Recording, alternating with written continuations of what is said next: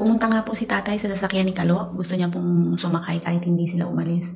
Kasi po, siya po ay tuwan-tuwa. Naalala ko po si inang ko nabubuhay pa. Isa pa po siya sa tuwang-tuwa dahil po, isa po kasi si Kalo sa mga alaga niya sa anak ko. 3 anak ko po ay siyang kasama sa bahay dahil nga po doon kami nakatira sa Bulacan. So kami po ang magkakasama. Kaya po nung nag-abroad ako, ang nag-alaga na po ng 3 anak ko ay si tatay at si inang. Kaya po, ganyan na lang po katuwa si tatay. At hindi po kasi namin expected na magkakaroon si Kalo ng ganyang kagandang sasakyan.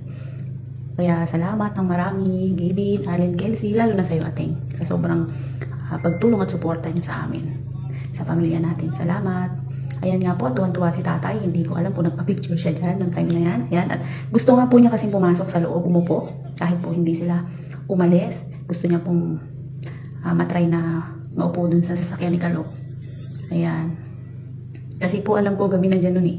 Kaya po hindi na din pwedeng i-test ni Kalo yung sasakyan. Kaya po si tatay, itatry na lang po na pumasok sa loob. I-try na maupo muna hanggang kahit na hindi sila lumabas o i-test drive yung sasakyan ni Kalo. Okay na po kay tatay yung basta nakita niya yung loob ng sasakyan ni Kalo. Let's go! Let's go, Lolo!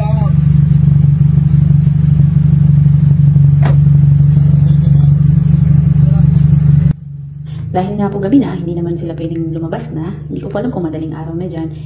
Ang ginawa po ni Kalo, pinaandar niya po yung sasakyan niya para ipadinig na lang kay tatay kung gaano kalakas yung ugong at kung gaano kaganda yung ugong ng kanyang sasakyan.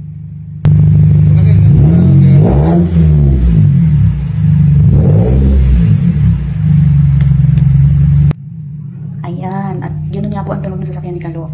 Ayan po ang itsura ng sasakyan pag nakatagilid. At bababa na nga po si tatay dahil nga po siya ay satisfied na sa pagkakaupo niya. Okay na po kay tatay yun. Kung napansin niyo po, hirap po si tatay sa pagbaba dahil nga po naninibago dahil matagal na po siya hindi nakakasakay ng sasakyan.